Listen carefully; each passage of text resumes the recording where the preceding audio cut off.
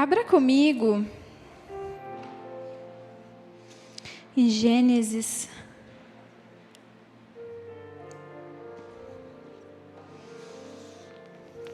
Gênesis 2, versículo 4.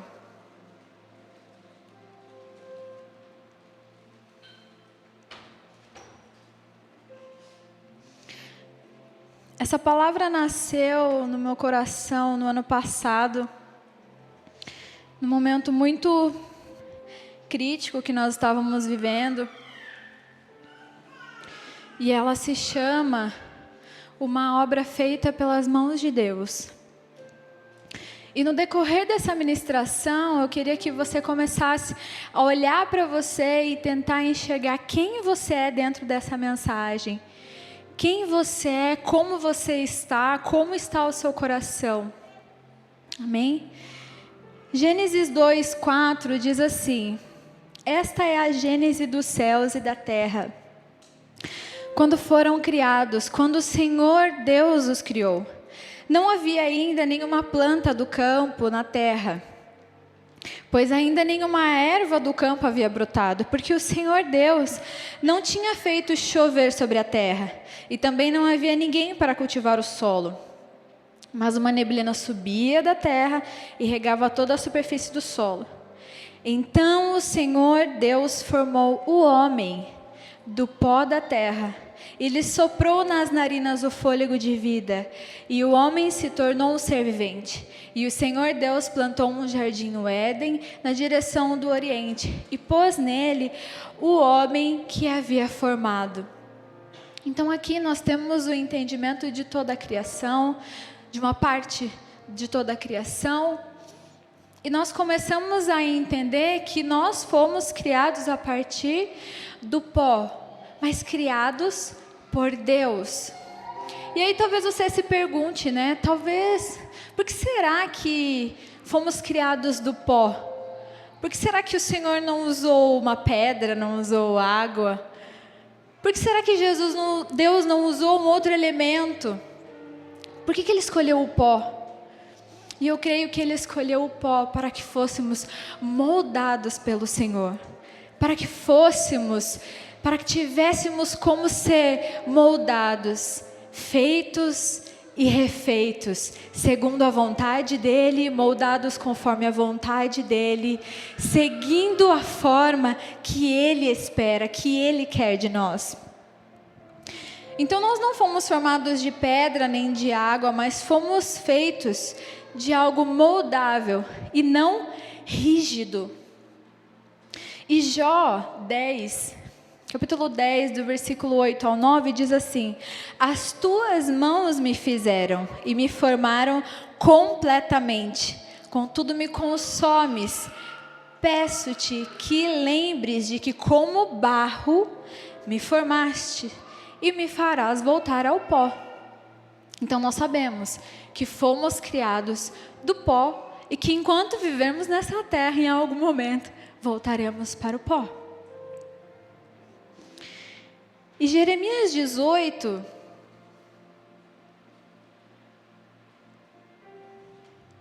a gente começa a ver um nível um pouquinho de avanço dentro dessa mensagem sobre o pó.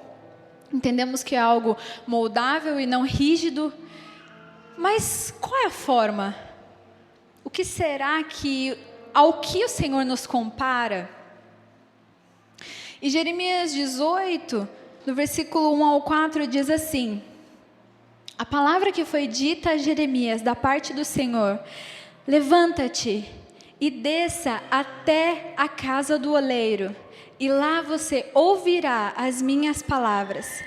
Desci à casa do oleiro, e eis que ele estava trabalhando sobre a roda, como o vaso que o oleiro fazia de barro se estragou nas suas mãos. Ele tornou a fazer dele outro vaso, segundo bem lhe pareceu. Então a palavra do Senhor veio a mim dizendo: casa de Israel, será que não posso fazer com vocês como fez esse oleiro? Diz o Senhor. Eis que, como o barro na mão do oleiro, assim são vocês na minha mão, ó casa de Israel. E antes de continuarmos, feche os seus olhos. Jesus, nesse momento, Senhor, abre o nosso coração. Senhor, até aqui nós já entendemos, Senhor, que o Senhor espera de nós um coração moldável. Nós somos, Jesus, já entendendo que somos como um vaso nas tuas mãos. Então, nesse momento eu peço, Jesus, abre o coração de cada um que está aqui, que a tua palavra, que será ministrada aqui, Senhor, possa penetrar cada coração. E eu, Jesus, que estou aqui apenas, Jesus, como um canal, apenas como um teu instrumento. Usa-me conforme a tua vontade, que eu, Cibele, não impeça a tua mensagem de ser espalhada. Mas, Senhor, vem sobre essa casa, vem sobre este lugar, vem sobre os teus filhos queridos e fala conosco. Nós te pedimos, Jesus. Amém. Então nós somos como vaso. Nós somos como vaso e Deus é o nosso oleiro. E Ele espera nos moldar. Ele espera nos moldar. Ele nos faz, Ele nos refaz, Ele nos molda como Ele quer. Só que às vezes, nós até já temos esse entendimento de que, meu coração é ensinável. O meu coração já é moldável. Mas se você olhar bem lá no fundinho, você vai ver como você ainda é rígido, como você ainda não deixou o Senhor ser soberano na sua vida. Quais são as áreas da sua vida que você ainda não deixou o Senhor moldar?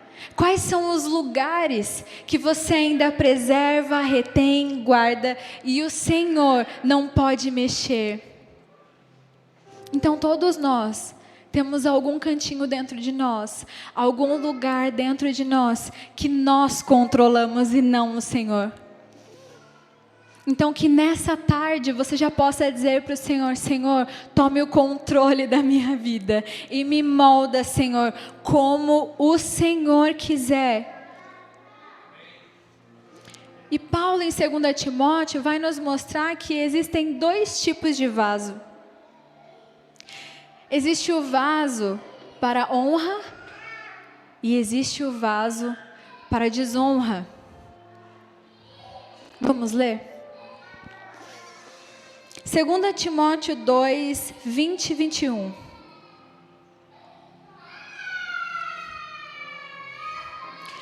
Ora, numa grande casa não há somente utensílios de ouro e de prata, há também de madeira e de barro, alguns para honra, outros para desonra. Assim, pois, se alguém se purificar destes erros, será utensílio para honra, santificado e útil ao seu Senhor, estando preparado para toda boa obra. E se você pega os versos anteriores, na verdade Paulo está falando aqui sobre o obreiro aprovado. E depois você pode esmiuçar todo esse texto, porque ele vai falar sobre uma mensagem falsa que muitos carregam, sobre palavras falsas que muitos carregam, dizendo ser o Evangelho de Jesus, dizendo ser a palavra de Jesus, mas não sendo. Então o obreiro aprovado, ele carrega a verdade, ele não carrega a falsidade, ele é íntegro. Então esse acaba se tornando o vaso de honra, aquele que é íntegro, aquele que é puro.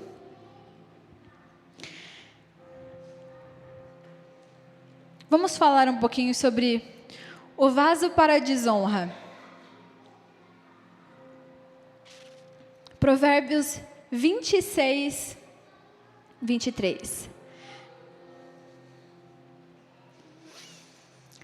Como uma camada de esmalte sobre um vaso de barro, os lábios amistosos podem ocultar um coração mau. Quem odeia disfarça suas intenções com os lábios, mas no coração abriga a falsidade. Embora a sua conversa seja mansa, não acredite nele, pois o seu coração está cheio de maldade. Ele pode fingir e esconder o seu ódio, mas a sua maldade será exposta em público. Quem faz uma cova, nela cairá. Se alguém rola uma pedra, esta rolará de volta sobre ele. A língua mentirosa odeia aqueles a quem fere, e a boca lisonjeira provoca a ruína. Então, quem é o vaso de desonra? Aquele vaso que carrega uma capa, que carrega um esmalte. Você já conheceu alguém que tem as palavras doces, que tem um jeito sensível, que tem um jeito até afetivo, emotivo de falar com você, mas o seu coração é mau? As suas palavras até parecem sem maldade, mas aos poucos, aquela pessoa está ferindo a muitos, aquela pessoa está sendo maliciosa. Então, o vaso para a desonra, ele carrega uma capa, um esmalte. O seu coração é mau. Mas nós também podemos enxergar um vaso para a desonra como aquele vaso que finge o que é, finge ser o que não é. Então, eu chego na igreja, eu estou feliz, eu estou alegre, mas por dentro eu não consigo ser isso de verdade. Eu me relaciono com os meus amigos, mas não tenho amigo de verdade. Eu chego diante do Senhor e falo palavras que o adorem, que o exaltem, mas o meu coração está longe. Eu chego na Lari e finjo que confesso uma coisa, mas na verdade não confesso por completo. Eu chego no Brisa, me aproximo dele, tento até me tornar um amigo, mas na verdade por trás eu estou manipulando pessoas. Então existem tantas camadas de falsidade, de mentira. Existe também aquele que se veste de crente, fala como crente, age como crente, mas é só um religioso. Sabe aquela pessoa que posta o versículo nas redes sociais? Só posta quando finge que lê e na verdade nem lê? Isso não prova o quanto você é cristão. Isso não prova a verdade do seu coração, porque muitos de nós falam, eu sou do Senhor, eu amo o Senhor, mas o Senhor não nos conhece. O Senhor não o conhece. Chegará o dia que nós nos apresentaremos ao Senhor, Ele estará frente a frente, e Ele falará, aparta-te de mim, porque eu não te conheço. E você vai dizer, mas eu falei em línguas, eu falei em teu nome, eu profetizei em teu nome, eu fiz. Mas você foi apenas um vaso para a desonra, você não carregou a mensagem verdadeira, você não foi de verdade. E sabe, muitas vezes a gente acredita que ser de verdade é não ter falhas. Mas isso não é real. Todos nós somos falhos, somos pecadores. Mas ser de verdade é chegar e dizer para o seu líder de EC, para o seu pastor, para quem você deve algum nível de cobertura, e falar os seus erros, as suas falhas, deixar que a pessoa realmente te corrija, te ajude. Sabe, a minha amizade com a Larissa, ela surgiu de uma forma muito natural. Eu tenho a Larissa como uma grande irmã para mim. Uma irmã que eu não tenho biológica, mas que eu a considero como irmã. Eu nunca imaginei vir para São Paulo, e uma das coisas que eu e o Jackson, a gente conversava muito, era de que, olha, a gente só viria para São Paulo se Deus mandasse. Porque se tem um lugar que a gente não viria morar, que a gente não viria congregar, é São Paulo. E aí o Senhor nos pede para vir exatamente para São Paulo. E quando nós chegamos aqui, eu vou voltar um pouquinho a história para vocês terem um pouquinho mais de conhecimento. Eu e o Jackson, nós hoje temos uma igreja em Sorocaba, somos pastores da igreja Nós Somos de Cristo, mas somos família com a Poema e fazemos parte do corpo de pastores da Poema. Mas antes da igreja nascer lá, nós estávamos apenas com um GC e antes mesmo do GC, na verdade, nós fazíamos parte de uma igreja que era a igreja do meu sogro.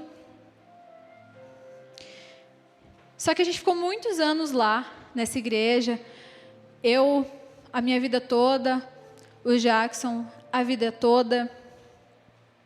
E o tempo que nós estivemos lá, foi muito bom.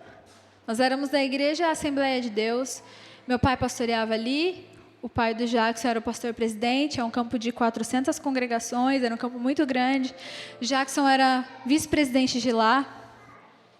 Então, nós tínhamos todo talvez alguns possam pensar como uma carreira grande no ministério. Algo que nós não almejávamos. Mas o Senhor mudou a nossa rota, mudou o nosso destino. E o Senhor começou a transformar o coração do Jackson, fazer uma metanoia nele. E ele começou a falar com o Senhor e buscar um entendimento novo no Senhor. E a história é muito longa, então eu vou chegar a partir do ponto que nós encontramos o Leandro Barreto, que foi através do Samuel. E quando nós finalmente saímos, porque nós ficamos caminhando com o Lê por 8 anos, amor, antes de vir para cá, ou 5? Uns 5, né? 5 anos antes de vir para cá. Quando nós finalmente saímos da Assembleia, o Jackson falou com o Leandro, e o Leandro falou assim, olha, o Brisa está em São Paulo. O Poema mais perto de vocês é a Poema São Paulo. E ele está fundamentando a igreja. Seria importante se vocês estivessem lá, vai ser importante para vocês. E nós viemos. Só que antes de virmos para cá, nós fomos assaltados em São Paulo. Então a gente tinha muito medo de vir para cá. E a gente falava, meu Deus, a gente não vai para aquele lugar de jeito nenhum. E o Senhor foi falando conosco, confirmando no nosso coração que era isso que Ele desejava, que era isso que Ele queria de nós. E nós obedecemos. E o Senhor também curou essa mancha dentro de nós, essa ferida dentro de nós, o Senhor curou. Hoje nós amamos São Paulo, nós amamos os paulistanos. Às vezes a gente até puxa um pouco de sotaque, a gente se diverte. E ontem tinha uma galera lá em Sorocaba, que teve o aniversário da Cecília, tinha um monte de gente lá também. Então hoje nós amamos essa cidade. O Senhor curou dentro de nós. E aonde que eu ia chegar? Me perdi. Bebi uma água para ver se eu lembro. Amizade com a Larissa. Muito obrigada. Hã? Pois é, né? Fico uns dias com o Gu lá, volta assim. E aí, quando a gente veio pra cá, a gente não tinha uma amizade com a Larissa, com o Brisa, mas isso nasceu de uma forma muito fácil, por conta do ministério. Isso nos aproximou. Só que eu acredito que o que manteve a nossa amizade foi o quanto eu pude ser vulnerável com a Larissa. Foi o quanto eu não tinha máscaras com ela. Foi o quanto eu não fingia para ela ser uma pessoa que eu não era. Com a Larissa, eu não consigo fingir. E é isso que o Senhor espera de nós. Com o Senhor, a gente não consegue fingir. Com o Senhor, a gente não precisa fingir. Com o Senhor, a gente pode não só chorar, mas se irritar. Não porque nós temos liberdade de profaná-lo, de falar algo que desonre o nome do Senhor, não estou dizendo isso, mas eu estou dizendo que nós somos pecadores, que nós temos falhas, e que o Senhor está pronto para nos curar, para nos perdoar. Mas enquanto estivermos escondendo os nossos pecados, as nossas falhas, carregando uma máscara, carregando uma capa de crente, nós iremos ficar aprisionados nesse lugar imundo. E não é isso que o Senhor espera de nós. O Senhor espera de nós um vaso puro, limpo, sem marcas, sem manchas, sem esmalte, moldado por Ele como Ele quer, como Ele espera. Então, meu amigo, tire hoje já a sua máscara. Comece a tirar o seu esmalte. Comece a falar: Senhor, me purifica. Senhor, tira de mim, Jesus, tudo aquilo, Senhor, que está me impedindo de viver de verdade, de ser íntegro diante de Ti. Tudo aquilo, Senhor, que está me impedindo de prosseguir, de avançar, porque eu tenho pequenos pecadinhos, porque eu tenho pequenas mentirinhas, porque eu tenho pequenas palavras torpes. Ah, Senhor, purifica o nosso coração, a nossa mente, a nossa língua, a nossa boca. Sabe, meu amigo, tem algo que a gente peca muito e falha muito e a gente não percebe, mas é um pecado terrível, que é a maledicência. Ah, meus amigos, que caia por terra agora em nome de Jesus. Se você não sabe o que é maledicência, é você falar mal de pessoas. É você falar o que você acha de alguém. É você falar o que você pensa de alguém. Vamos lá, meus amigos, quem é você para falar de alguém? Quem sou eu para falar de alguém? Mas eu sei que aqui não tem isso, né? Aqui não tem ninguém que é maledicente em nome de Jesus. Eu creio nisso.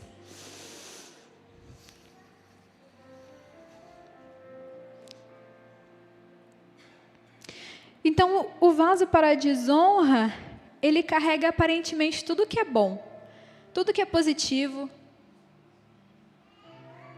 tudo que parece que é limpo, tudo que parece que é, tudo que parece. Mas não é. Nunca é. E muitas vezes, o pior e a pior parte é que carrega perversidade.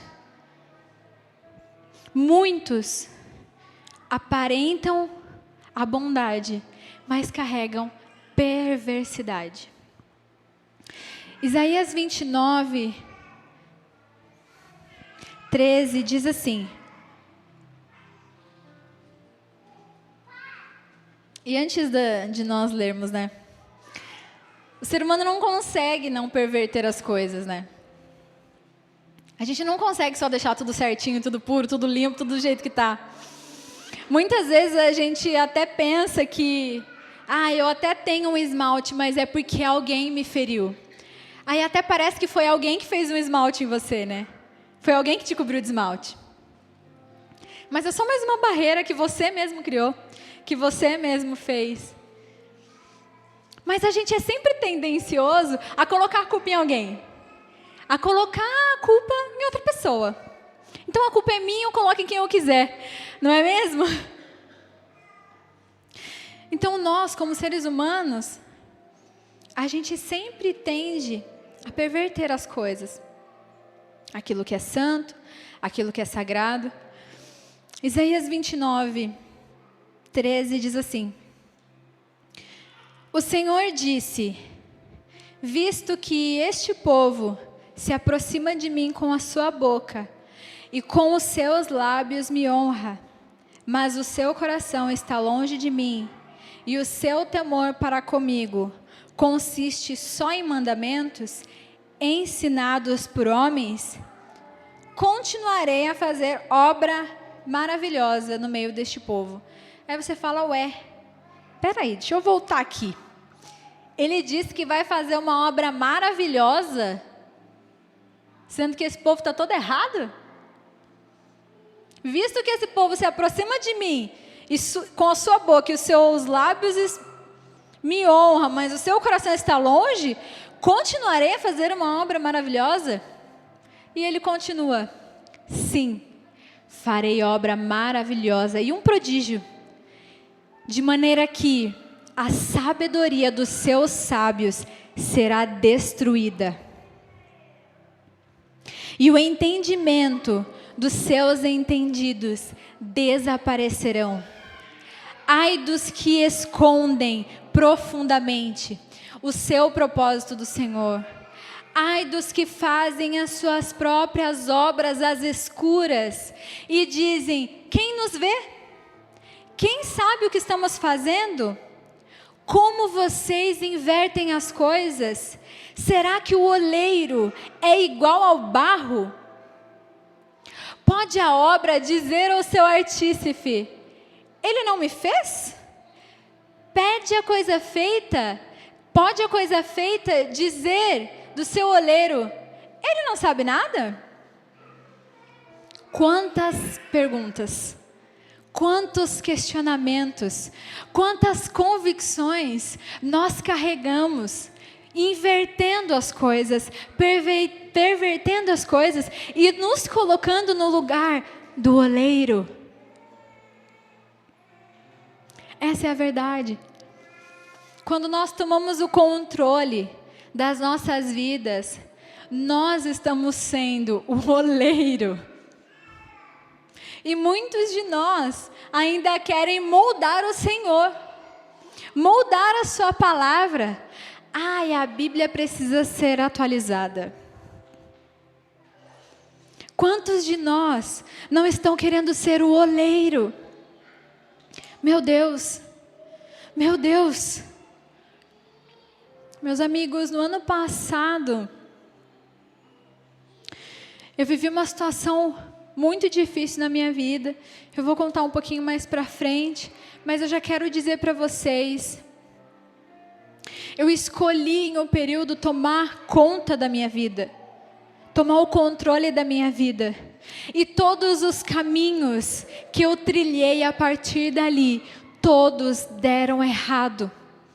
Todos os meus planos naquele lugar foram frustrados. Sabe por quê? Porque nós não sabemos mais do que o oleiro. Nós não entendemos mais do que o oleiro. Nós não moldamos a nós mesmos. É o Senhor que nos molda. Ele é o nosso oleiro. Então, meu amigo, se coloque hoje diante do Senhor. Se coloque nas mãos do oleiro e diga: Senhor, me faça de novo, me refaça como o Senhor quiser. Coloque sobre mim a água da fonte da vida e faça de mim um vaso novo nas tuas mãos, Senhor, para que eu possa transbordar o teu óleo, o teu azeite, a tua presença, para que eu seja um vaso que carregue a tua presença. Ah, Jesus, nós estamos aqui, Senhor, sedentos pela tua água, que nos transforma, que nos renova, que nos faz de novo, Jesus.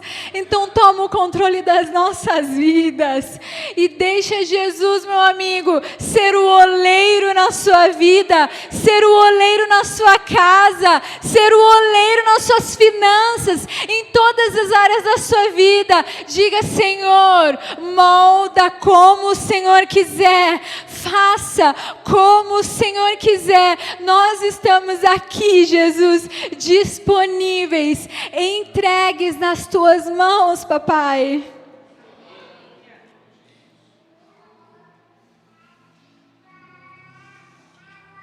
Sabe, nós carregamos muitas convicções. Nós achamos que sabemos demais. E nessa época que nós estamos vivendo de rede social, de internet, todo mundo sabe de tudo, gente. Mas a verdade é que ninguém sabe de nada. Sabe, uma das coisas que eu mais amo nos pastores da Poema é que eles não são super coaches. Eles não são super alguma coisa de redes sociais. Eles não têm esse anseio por fama. Isso me constrange, porque eu vim de um lugar onde ter nome era muito importante. era honroso. E hoje eu conheço os pastores da Poema, e existe uma simplicidade que eles carregam. Não estou falando de simplista, porque todos eles são homens e mulheres honrados e nobres. Mas existe uma simplicidade. E sabe por que eu enxergo isso? Porque eu sei que eles são vulneráveis diante do Senhor. Uma das coisas que mais nos constrangeu e que nos fez ficar na Poema era o casamento do Lei e da Érica. Que eles falavam assim tão abertamente dos problemas, das dificuldades, das relações conturbadas, de tudo que eles passaram. Eles não escondiam nada. Muito pelo contrário, tudo se transformava num lindo testemunho, porque Jesus transformava. Mas quantos de nós estão escondendo o pecado e não deixando que Jesus nos transforme, com medo de confessar? Com medo de falar a verdade? E não é nem medo de falar a verdade, é medo de o que os outros vão pensar de mim. O que as pessoas vão pensar de mim? Meu amigo, tire esse pensamento de você e comece a colocar no seu coração o que Deus pensa de mim. O que o Senhor pensa de mim. A Bíblia fala para nós, aquele que confessa encontra cura. Então confesse e ache cura. Seja curado por essa família espiritual, por esses pastores, pelos líderes. Seja de verdade.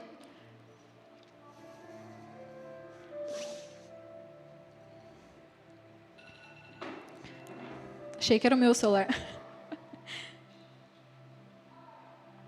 Então, achar que somos o oleiro é uma grande ilusão.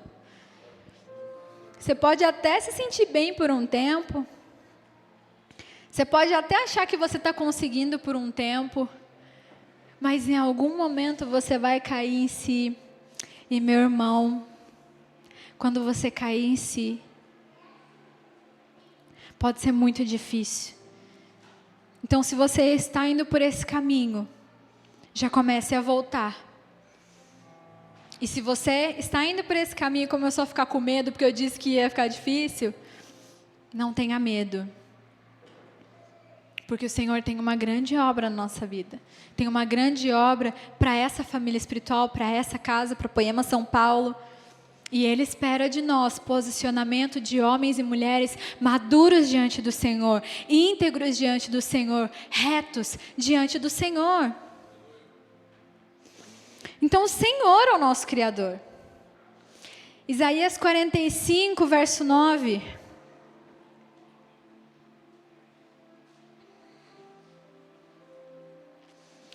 Ai daquele que discute com o seu Criador, sendo um simples caco, entre outros cacos de barro. Será que o barro pergunta ao oleiro, o que você está fazendo? Ou diz, este vaso não tem alça. Ai daquele que diz ao seu pai, por que você gerou? Ou à sua mãe, por que você deu à luz? Assim diz o Senhor, o Santo de Israel, que formou o seu povo. Por acaso vocês querem saber as coisas futuras? Querem dar ordens a respeito de meus filhos e a respeito das obras das minhas mãos? Eu fiz a terra e criei nela o ser humano. As minhas mãos estenderam os céus e a todos os seus exércitos dei as minhas ordens.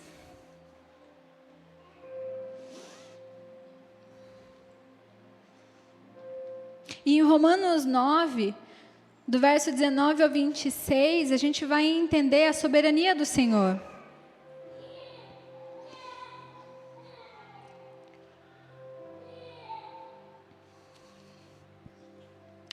Diz assim, mas você vai me dizer, por que Deus ainda se queixa? Pois quem pode resistir à sua vontade? Mas quem é você, caro amigo, para discutir com Deus? Será que o objeto pode perguntar a quem o fez: por que você me fez assim? Será que o oleiro não tem direito sobre a massa para do mesmo barro fazer um vaso para a honra e outro para a desonra? Que diremos se Deus, querendo mostrar a sua ira e dar a conhecer o seu poder, suportou com muita paciência os vasos de ira, preparados para a destruição, a fim de que também desse a conhecer as riquezas da sua glória nos vasos de misericórdia, que de antemão preparou para a glória?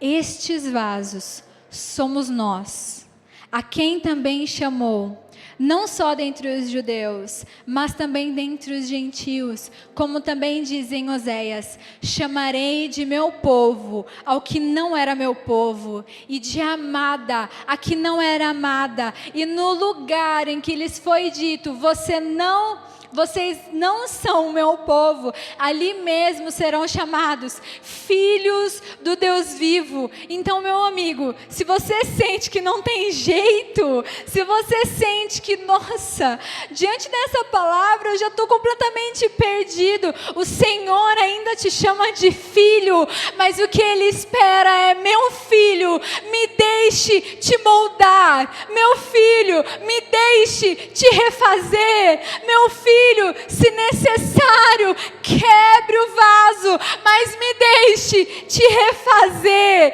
me deixe tapar os buracos, fechar as rachaduras, tirar o esmalte, me deixe te moldar e te fazer conforme a minha vontade, porque és o meu filho. Mesmo que alguém ainda diga para você: ah, você nem é crente, vai.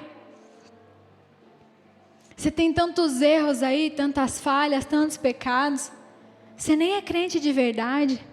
O Senhor te diz: você é o meu filho, você é o meu povo, eu te criei. O Senhor apenas espera um posicionamento nosso diante do Senhor, de nos colocarmos nas mãos do Senhor, para sermos moldados por Ele. 2 Timóteo 2:21, assim pois, se alguém se purificar destes erros, será utensílio para a honra, santificado e útil ao seu Senhor, estando preparado para toda boa obra. Esse é o verso final daqueles versículos que lemos antes sobre o obreiro aprovado. E é isso que o Senhor espera de um obreiro aprovado: ser um utensílio de honra, santificado e útil. E assim estaremos preparados para toda boa obra. Tá bom, Cibele. Agora me fala, qual que é o vaso de honra?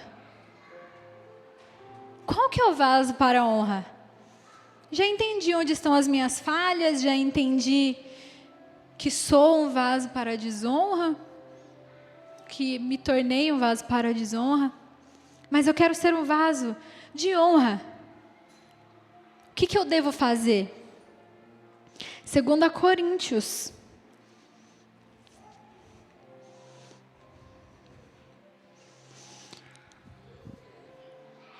Segunda Coríntios, capítulo 4.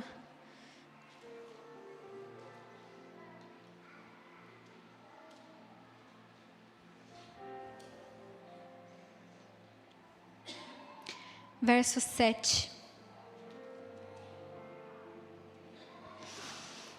Temos, porém, este tesouro em vasos de barro, para que se veja que a excelência do poder provém de Deus, não de nós. Em tudo somos atribulados, porém não angustiados. Ficamos perplexos, porém não desanimamos. Somos perseguidos, porém não abandonados. Somos derrubados, porém não destruídos. Levamos sempre no corpo o morrer de Jesus, para que também a vida dele se manifeste em nosso corpo. Porque nós que vivemos, somos sempre entregues à morte por causa de Jesus, para que também a vida de Jesus se manifeste em nossa carne mortal, de modo que em nós opera a morte, em vocês a vida. Tendo, porém, o mesmo espírito de fé, como está escrito: eu criei, por isso falei. Também nós cremos e por isso também falamos, sabendo que aquele que ressuscitou o Senhor Jesus também nos ressuscitará com Jesus e nos apresentará juntamente com vocês. Porque tudo isso é para o bem de vocês, para que a graça, multiplicando, se torne abundante as ações de graça por meio de muitos, para a glória de Deus. Aleluia! O poder da glória de Deus, é isso que carregamos.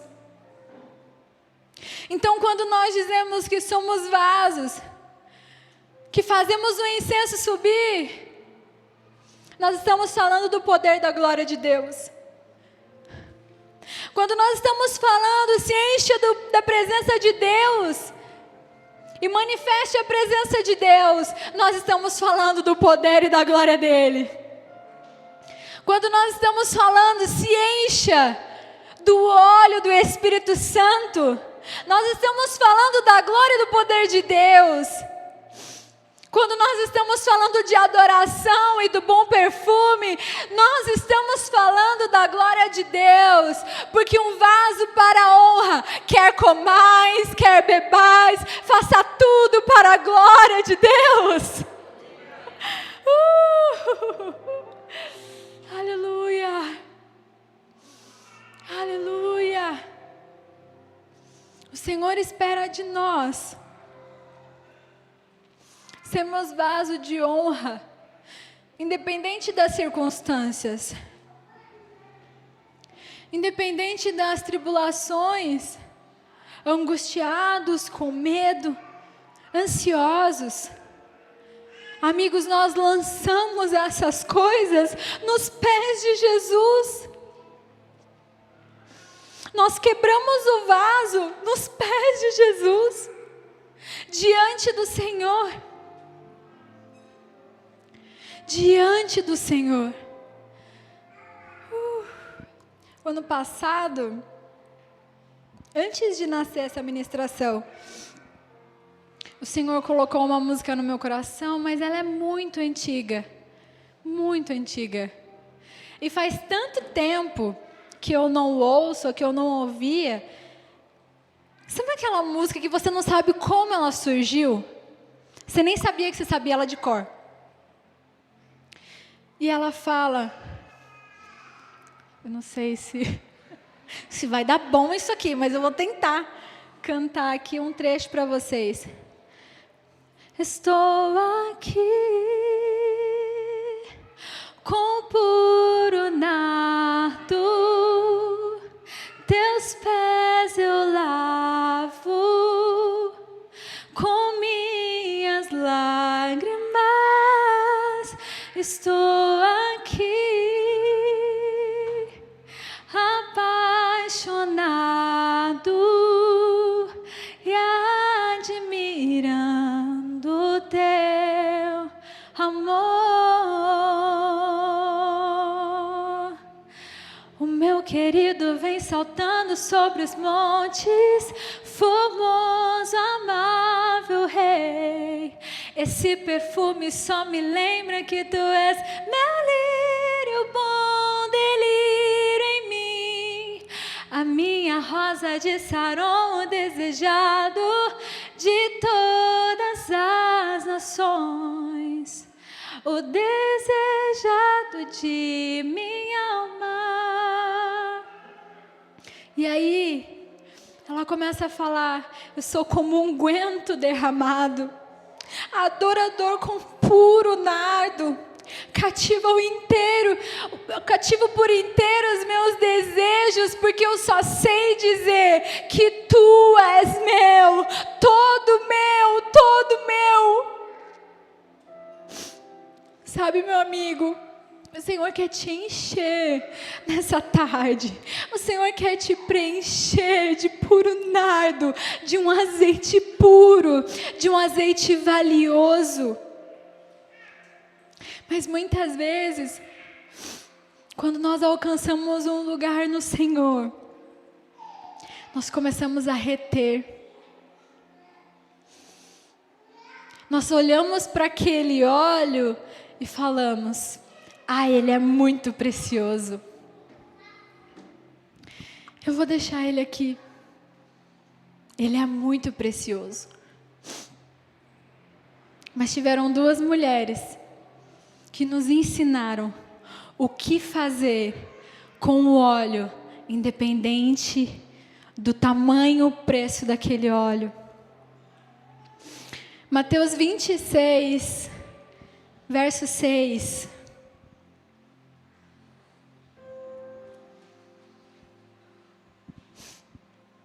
Estando Jesus em Betânia, em casa de Simão, o leproso, aproximou-se dele uma mulher com um vaso de alabastro, com um unguento de grande valor, e derramou-lhe sobre a cabeça, quando ele estava assentado à mesa. E em Marcos, vai falar sobre essa mesma mulher.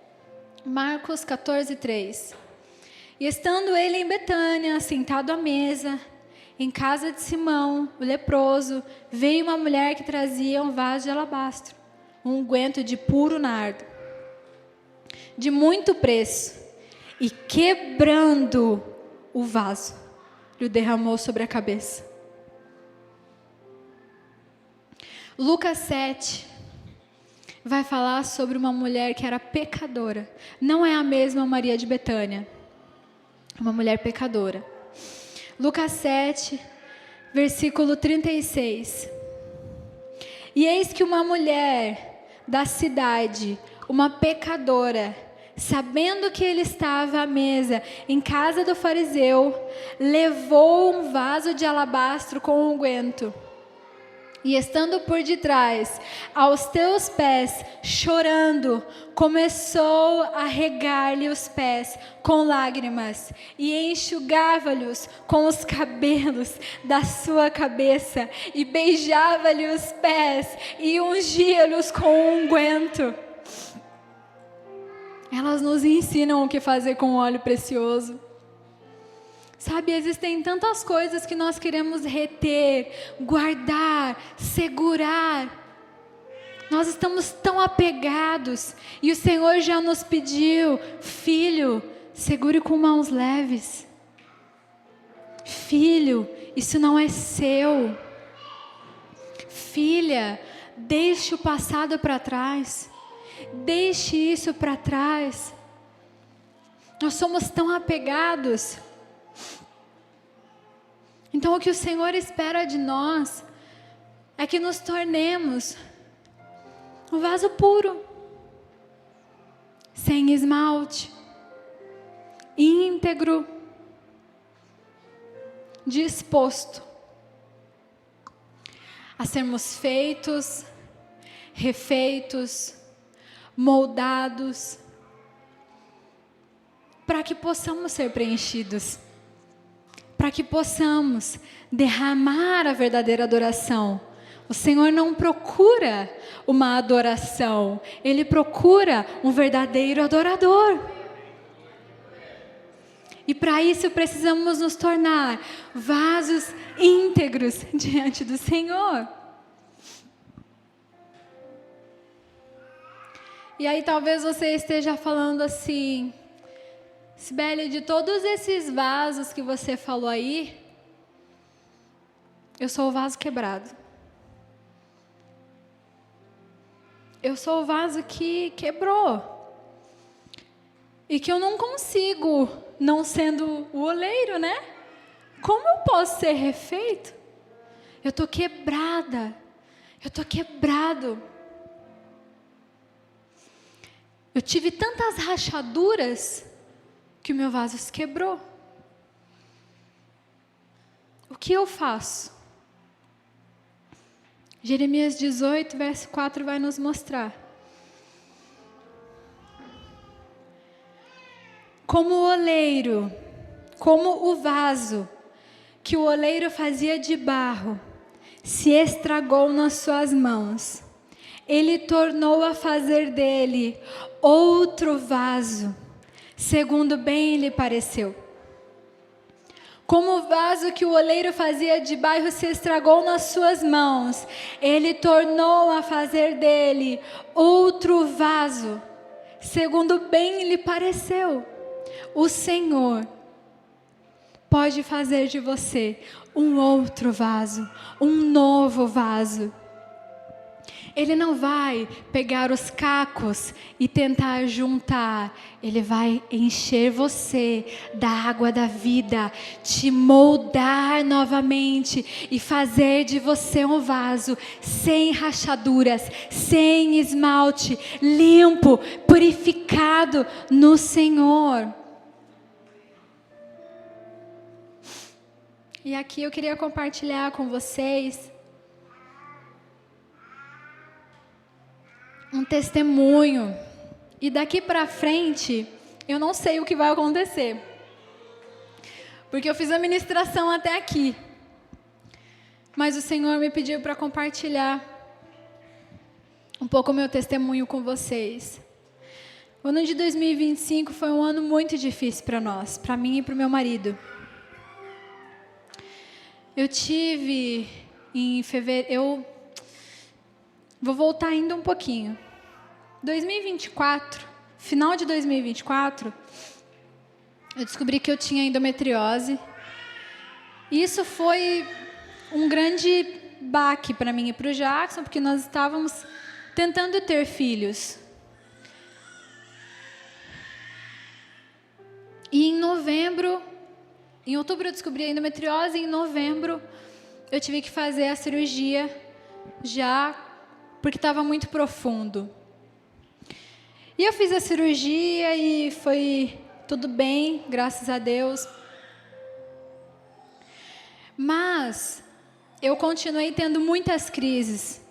Isso me frustrou muito, porque eu tinha a ilusão de que depois da endometriose, depois de fazer a cirurgia da endometriose, eu ficaria bem, eu não teria as dores. E eu continuei tendo crises, e cada vez crises mais fortes. Isso foi me matando por dentro, me frustrando por dentro.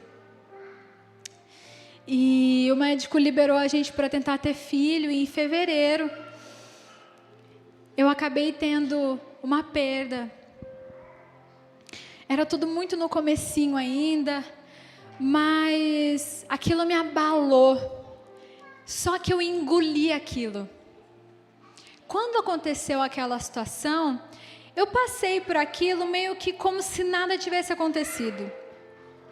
Engoli, enchi o meu vaso de esmalte e segui a minha vida. E quando foi em maio, amor, o falecimento do seu pai? Em maio, o meu sogro faleceu. Só que na mesma época que o meu sogro estava no hospital, nós estávamos preparando uma conferência em Sorocaba para inaugurar o templo onde nós estamos hoje. E aquilo gerou dentro de mim medo e alegria e aquele conflito que eu não sabia se eu ficava feliz e celebrava, porque os nossos pastores estavam lá, os nossos amigos estavam lá. Nós estávamos celebrando um novo tempo da nossa igreja, mas o meu sogro estava no hospital. E a gente orava muito, porque a gente falava: Senhor, a gente só te pede uma coisa. O dia da nossa conferência seria no dia 17 de maio, que é exatamente a data do nosso aniversário de casamento. E aí eu falei assim para o Senhor, nós orávamos muito, né? Senhor, Só não deixa meu sogro falecer na data do nosso aniversário de casamento. Vai ser muito dolorido para nós. E graças a Deus o Senhor nos protegeu disso. Uma semana depois de ter feito a conferência, meu sogro faleceu. Só que mais uma vez, eu passei por cima desse luto como se nada tivesse acontecido. Então eu coloquei mais uma camada de esmalte. E segui a vida. E quando eu fiz isso, eu comecei a sentir que algo mudou na minha vida. Parecia que tudo era automático. Parecia que tudo acontecia no modo automático. Eu meio que tomei o controle da minha vida, porque eu me enchi de esmalte. Não contava para as pessoas como eu me sentia. Quando eu contava alguma pequena coisa, eu me sentia culpada por ter compartilhado, que eu devia ter ficado quieta. E eu fui colocando camada em cima de camada.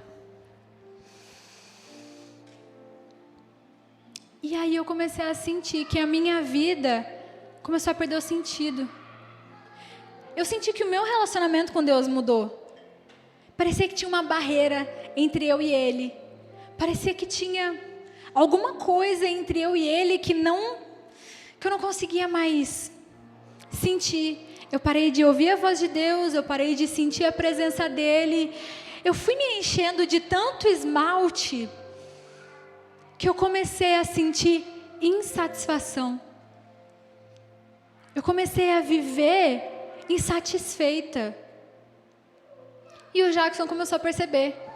E aí ele falou assim pra mim: amor, acho que você precisa fazer terapia. Porque meu sogro faleceu e eu praticamente não chorava. E aí eu falei assim: não, eu tô ótima. Tá tudo bem comigo. E ele falou assim: amor, você precisa fazer terapia? Respirei fundo. Falei: tá bom, vou fazer terapia, mas tá tudo certo. Na primeira consulta, a psicóloga chega pra mim e fala assim: Cibele, você tá com depressão. Aí eu falei: não, mas é claro que não. Eu fiquei uma sessão inteira tentando provar para a psicóloga que ela estava errada. Tentando provar para ela que ela estava equivocada naquele diagnóstico. E ela: Cibele, a primeira coisa que você tem que fazer é aceitar, senão você nunca vai sair desse lugar. E aí eu fiquei já mais quieta, né? Já parei um pouco de reclamar. E ela começou a fazer umas perguntas muito perigosas para mim que eu não tinha percebido. Ela perguntava assim: Cibele, gente, existe a psicóloga ética e existe psicóloga não ética, independente dela ser cristã. Eu já conheci psicóloga que não era ética mesmo sendo cristã. E a minha psicóloga, ela não é cristã. Mas naquele momento, Deus tomou aquela mulher, eu tenho certeza. E ela foi muito ética em deixar fazer as perguntas ali que ela pensou. Porque eu não sei se você sabe, os psicólogos não podem mexer em algumas áreas na sua vida, como, por exemplo, a sua espiritualidade. Eles não podem tirar isso de você. E aí ela começou a perguntar assim pra mim: ô Cibele, como que tá você e Deus? Eu fiz assim: ué, quem é você? Por que você está falando assim? E ela: Cibele, você tem sonhos? Eu comecei a pensar. E ela começou a fazer várias perguntas para mim. Eu: meu Deus, o que está acontecendo aqui? Eu senti aquele ambiente mudando. Aquele lugar mudando. E eu senti que o Senhor estava fazendo alguma coisa ali. E ela falou: Cibele, você está em depressão e você precisa aceitar isso. Aí eu falei: tá bom. Terminei aquela sessão, conversei com o Jackson. Falei: amor, a psicóloga disse que eu estou em depressão. Eu acho que não, mas ela disse que eu estou em depressão. E aí o Jackson falou: tá bom, tá vendo? Você precisava ir para psicóloga. E aí, gente, uma semana depois, o Léo Barreto me manda mensagem me chamando para ministrar no Fire Sul. Aí eu, amor, o Léo me chamou aqui, falou para eu ir lá no Fire Sul. Aí ele, amém, amor, vai lá, glória a Deus. Aí eu, mas eu tô com depressão. O que eu vou fazer lá? Aí ele, amor, se Deus está te chamando, só vai.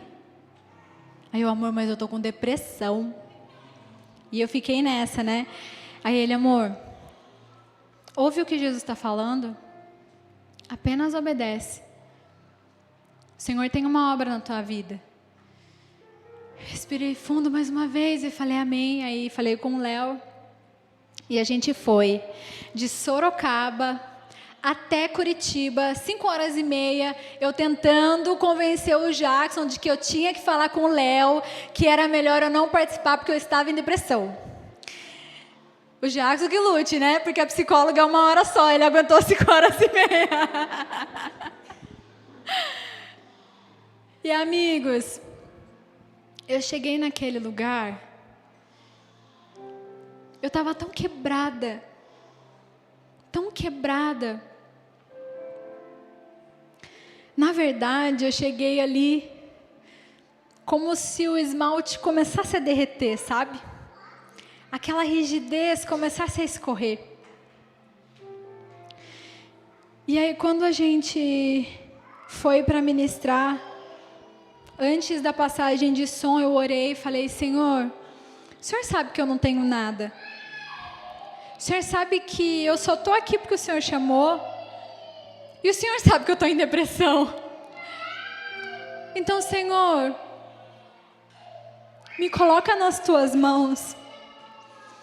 Eu tiro o controle da minha vida das minhas mãos e coloco nas tuas mãos.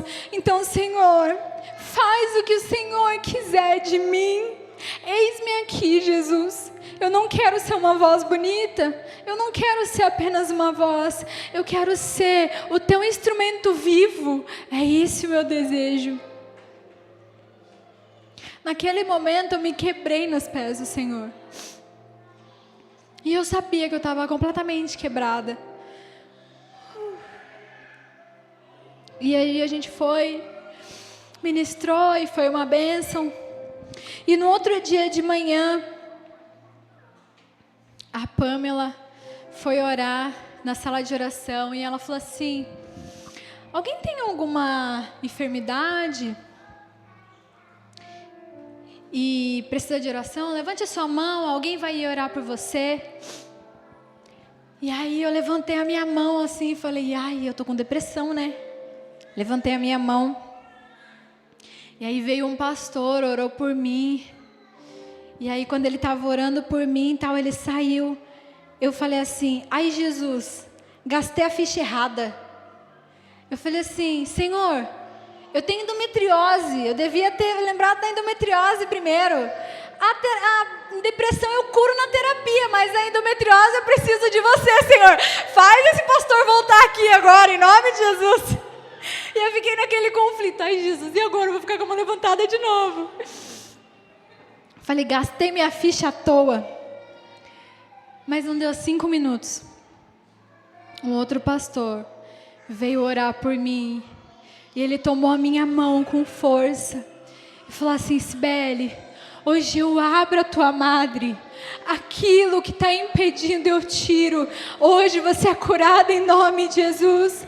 E meus amigos, eu creio que naquele momento eu recebi a cura do Senhor. Para a glória do Senhor eu saí de lá. Eu não tinha mais depressão. Eu saí alegre, com sonhos, com vontade de viver. Porque eu apenas decidi ouvir a voz de Deus. Saí do meu lugar de esmalte. Saí do meu lugar de insatisfação e levantei as mãos dos céus, me quebrei diante do Senhor e disse, eis-me aqui, Senhor, faça o que o Senhor quiser. E Ele fez, Ele me curou. Hoje eu estou aqui para contar para vocês esse testemunho.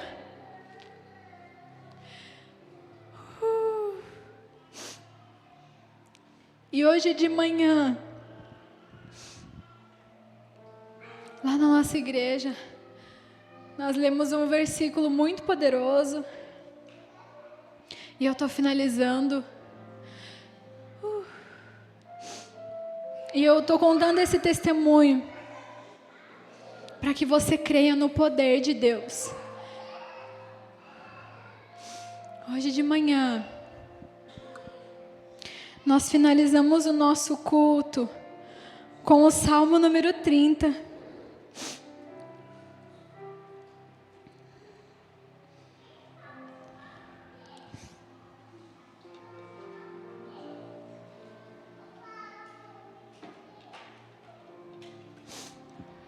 Verso 4, que diz assim: cantem louvores ao Senhor, vocês que são os seus santos, e deem graças ao seu santo nome, porque a sua ira dura só um minuto, mas o seu favor dura a vida inteira. O choro pode durar uma noite, mas a alegria vem pela manhã. E o que eu gostaria de compartilhar com vocês é que a nossa alegria chegou e eu tô grávida para a glória do poder de Deus.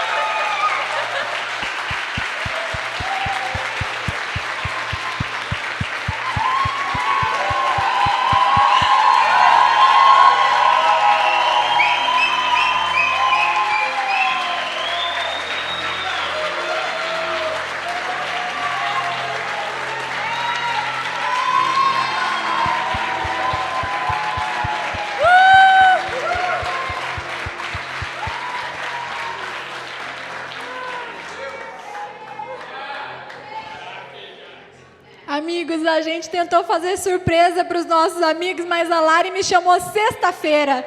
Eu ia dar a notícia para eles hoje, eles não sabiam. Aí ela me chamou para pregar. Aí o Senhor falou assim: você não vai contar para a Lari, você vai contar para a igreja. Ai, meus amigos, o Senhor ouviu o meu clamor. O Senhor ouviu a minha oração. E o Senhor me pediu para contar para vocês, porque eu sei que vocês oraram comigo, choraram comigo, muitos estão aqui chorando, felizes, alegres. E eu não estou contando esse testemunho só para você se alegrar e para anunciar uma gravidez. Eu estou contando esse testemunho para que você creia que o Senhor pode todas as coisas. Então, se você precisa de uma cura nesse momento, eu gostaria de orar por você. Se você se sente um vaso quebrado, eu gostaria de orar por você. Você pode vir aqui à frente. Se você se sente um vaso cheio de camadas de esmalte, eu gostaria de orar por você.